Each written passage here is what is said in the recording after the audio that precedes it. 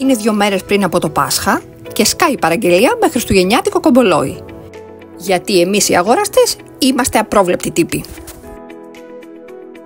Άφησα για λίγο στην άκρη τη νέα farmhouse ανοιξιάτικη συλλογή που σας φτιάχνω και έπιασα τα πρασινοκόκκινα χρώματα.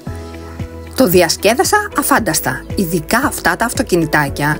Μου αρέσει τόσο πολύ να τους δίνω χρώμα που ενθουσιάζομαι κάθε φορά σχεδόν το ίδιο. Να ξέρετε, σας τα έχω στο e-shop μου, αν λέω θέλετε μέσα στο καλοκαίρι να κάνετε κι εσείς χριστουγεννιάτικη κατασκευή και άβαφα και να βάλετε στα δικά σας κομπολόγια.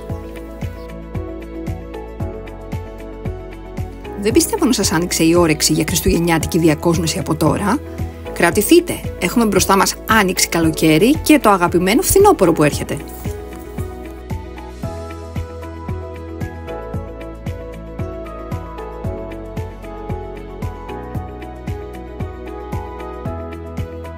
Είμαι η Ευτυχία και μαζί πάμε το DIY σε άλλο επίπεδο.